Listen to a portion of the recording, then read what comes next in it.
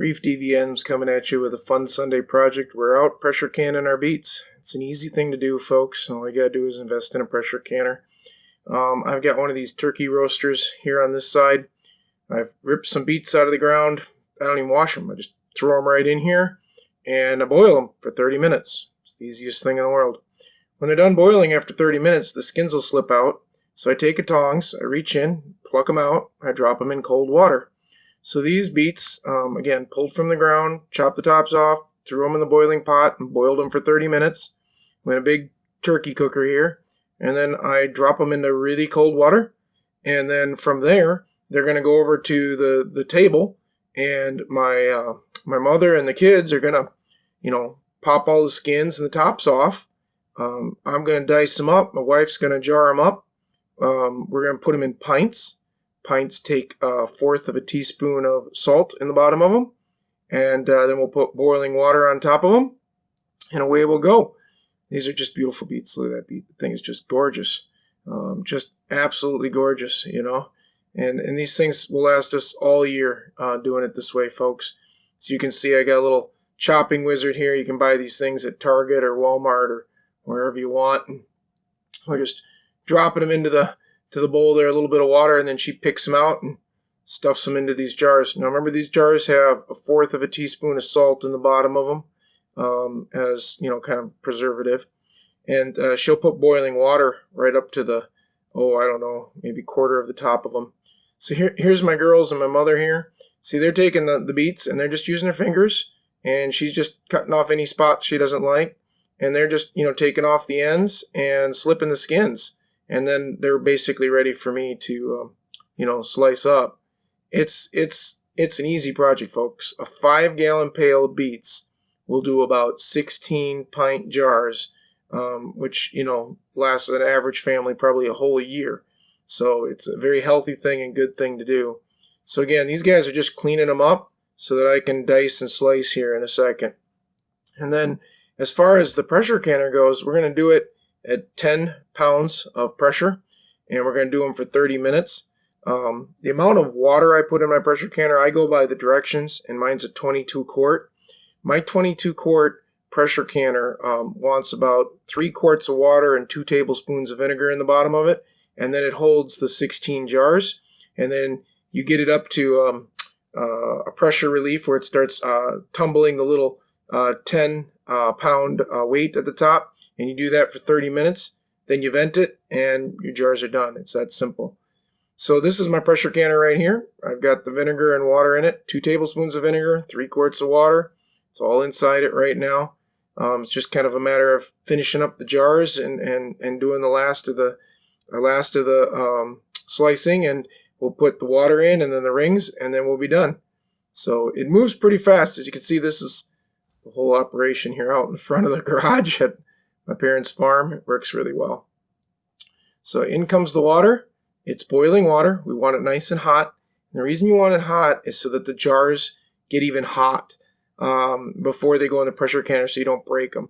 So again, just boil up water. There's nothing in that water, nothing fancy. In the jars are the diced up beets with the 1/4 teaspoon of salt. And she's just filling them almost up to the top. And then we're going to put the lids and the rings on, and we're going to pressure can away. As far as, filling the pressure canner, everybody's pressure canner is different. Got a bigger one than this, which takes a lot more jars, but this one works out well for us. This is, again, a 22 quart Miro or Miro or however you say it. You can buy these things at like Menards and Fleet Farm or wherever. And this has 2 layers in it. So you put the bottom layer in, and then you put this metal tin in here that you can see, and then you put another layer on top of it. So once I get these things completely loaded up, then I'm going to, lock the top on, put 10-pound weight, and turn up the burner. Sit back, wait 30 minutes, just kind of watch it and make sure it's tumbling at the right, timing, which is probably want it to kind of tumble kind of consistently. And if you can't get it to tumble consistently, you want it to vent probably no more than once every maybe 3 to 4 minutes, and then you'll have the pressure where you want it, especially with the 10-pound weight on the top. I find this fairly relaxing to do on a Sunday. To do a 5-gallon pail takes us about 30 minutes to cook them up. Takes the girls about maybe 15-20 minutes with grandma there to slice off the tops and skin them off. And then takes me probably 10 minutes to dice them all up, another 10 to jar it up, and another 30 minutes to pressure can.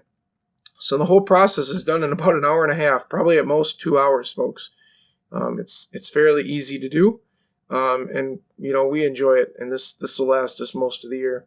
So here it is. I'm starting it up. Pressure canner's going. The 10-pound weight's on top. You can see the little relief valve isn't popped up yet because you know what? It's not hot enough. Okay, now we're hot enough. The little valve is up. It's cooking away. I've turned it down from about high to about medium high, and I'll run it until it starts blowing its top. See, just started to steam off. Now I'm going to turn down to medium, and I'm just going to let this little thing kind of jiggle away at the top. It might spout off about every 3 to 5 minutes, but I don't want it too hot that I boil all the water off. Now we're done. It's been 30 minutes, folks. I pull the top off. I'm just letting the steam vent out. I always think that's kind of neat. Once it's completely safe to open and vent out come the jars. Now you can see they boil out a little bit of water out of them. That's okay. And they're boiling hot. Look how hot those are. Those beets are boiling inside the glass jars under that pressure, which is fantastic. Don't they look gorgeous, folks? I mean, you can't beat how these things look. They're just absolutely pretty. I think when you pressure can beets, it's a pretty vegetable to do, and it's extremely healthy for the farm kids and us as we grow up. Beets are a wonderful thing. Now, you can pickle beets too. You can do all sorts of things with beets, but these are just regular pressure can beets. You take this, you pop the seal, you dump them into a pot, you warm them all up till they're nice and warm for dinner, and you're good to use them all winter long. So it's just a fantastic way of doing it. On the farm here, it's a good use of the beets. It's a healthy thing to do. And like I said, when you can do 16 at a time, you only got to do this probably twice with 2 5-gallon pails full of beets, and you got enough for the whole winter. So very good thing to do. This is the finished product that's just come in the house. Now, we'll take off the rings and wipe down the things when they're cool. But, I mean, these things have been out now for about 15 minutes, and most of the jars are sealing down. And they are hot, folks. They are still bubbling away.